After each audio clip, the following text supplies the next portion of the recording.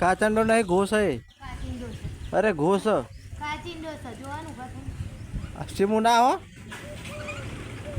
ગરોડી છે, હું તો જોવા ગયો અને પછી જોયું તાર તો મોટી દેખ ગો હતી એટલે સામાન્ય એટલે પાટલા ગો નહીં સામાન પોણી તો હતા ચેવી સિસ્ટમ હતી પોણી તો પાછું જગ પોણીનો વાત આપણે ગીત પોણીનું વાત. Welcome back to my new blog. તો મિત્રો આજના બ્લોગની શરૂઆત કરી છે. જબરજસ્ત બ્લોગ બનવાનો છે, જોરદાર બનશે.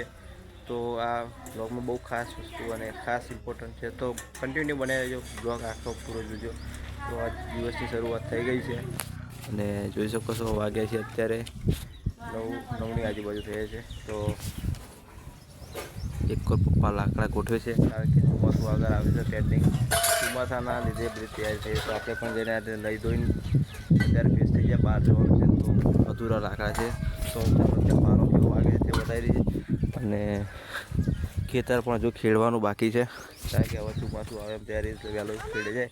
અને આપણે આમાં કરવાની છે ડેટી કરવાની છે એટલે કે રીંગણ અને 2-3 વસ્તુ આમાં કરવાની છે ખેતરમાં તો કરશું. પણ અત્યારે જોઈ શકો છો આ લાકડા ખાલી થઈ જાય એટલે શેડી બેડીને આમાં ડેટી કરવાની જ છે. તો ફાઇનલી પારો આ રીતનો વાગી ગયો છે.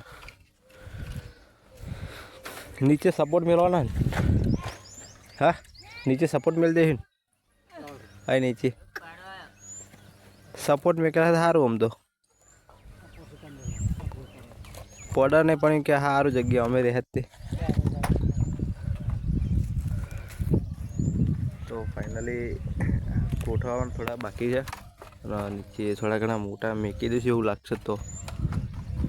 બાકી તો અને જો ખેતરમાં આ ખાતર છે, ખાતર ભર્યું છે. આ જે ઢગલા દેખાય છે તે ખાતર ભરી નાખ્યું છે. બાકી આ ખાતર ઓર્ગેનિક ખાતર છે. આ ખાતર તો બીજા ખાતરની પણ જરૂર ના પડે. પહેલાં જમાનામાં ઓર્ગેનિક ખાતરથી બધી ખેતી થતી અને અત્યારે જે ખેતી થતી હોય છે દરેક બધા જ વાપરે જ છે. તો અત્યારે જંતુનાશક દવાઓ બધી હોય છે તો એના લીધે નવા બીમારી કેન્સર એ બધી આવતી હોય છે. તો અત્યારે એ દવા વગર થતું પણ નહીં, બહુ એક રોગને બધું આવી જાય. એટલે આ ખાતર ભૂઈનું ખાતર હોય તો ડેટી પણ જોરદાર થઈ શકે. અને આજે પીપળું લઈને આવી ગયો અને ઉત્તરાયણ જતી નહીં હજુ વગાડજો.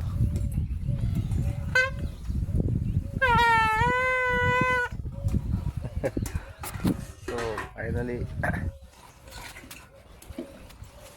વરસાદની બધી તૈયારી છે. નેટ તો પોરની છોડી જ નહીં. ચૂપાવું ઉનાળું જતે અને બધીથી વરસાદ માટે મસડમી પણ જોઈ શકો છો. ભેંસોની મસડમી છે. આ મસડમી મસરા બહુ હતા પણ અત્યારે હાલ ગરમીમાં એક મસરો નહીં દેખાતો. મસરાની શોધી છે અત્યારે. તાપની ડિગ્રી બહુ છે, તાપે નહીં રહેવાતું કે પંખાને નહીં ગોઠતું. અત્યારે દિવસથી ઠંડુ લાગે, રાતે તો અમારે તો કંઈ વાંધો જેવું છે નહીં કારણ કે ખેતરમાં જો ખાટલા ઢાળેલા જ છે. રાતે એવો એસીથી પણ ડબલ પવન મસ્ત આવતો હોય છે ખુલ્લો. અને વાહન ધોવા બેસી ગયા જો ટોટીએ પાણી જાય છે. અત્યારે નકતમ તો ખારા પાણીથી પાણી પીતા થાય. પાણી તો હતા ચેવી સિસ્ટમ હતી હા પાણી તો પાછું જગ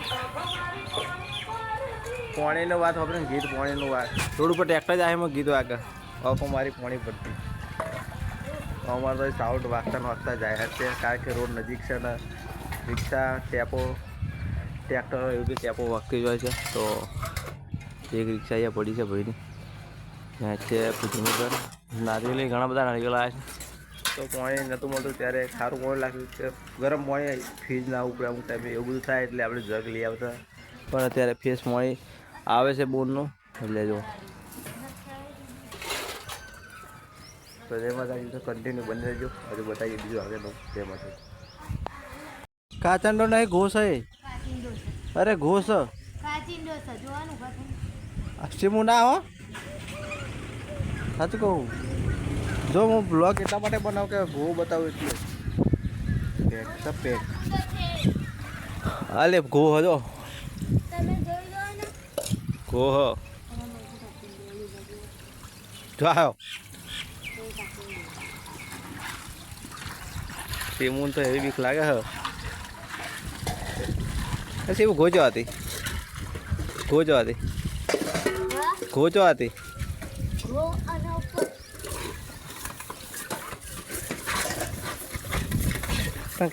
नाठे थी જોઈ હતી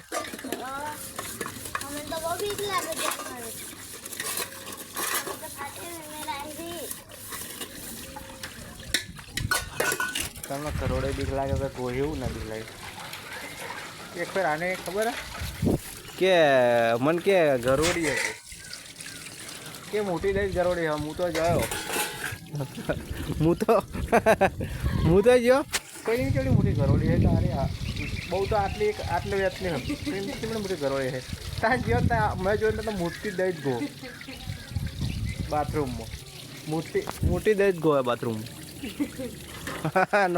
પછી હું તો ગયો ત્યાં જોઈ ત્યાં મોટ પ્લેટ થઈ ગયો હા હમણાં એટલા તો હતા ઘડીક તો શું હતું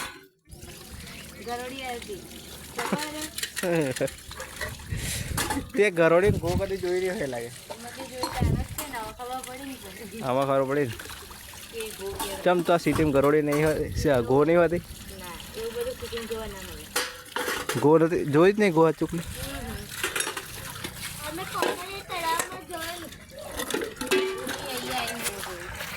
ફાઇનલી ગરોડીની જગ્યાએ કે ઘો છે મોટી દઈ એટલે કે ગરોડી છે હું તો જોવા ગયો અને પછી જોયું ત્યાં તો મોટી દઈ ઘો હતી એટલે સામાન્ય એટલે પાટલા ઘો નહીં સામાન્ય અનુડન ઘો કે એવી તો જોયું ત્યાં તો કે ગરબું કે ગરોડી મેં જોવા ગયો ત્યાં તો પછી મોટી દઈ ઘો નીકળી અને પછી મને એક દોત આવ્યા ફાઇનલી જોરદાર પણ બહુ પેલે થઈ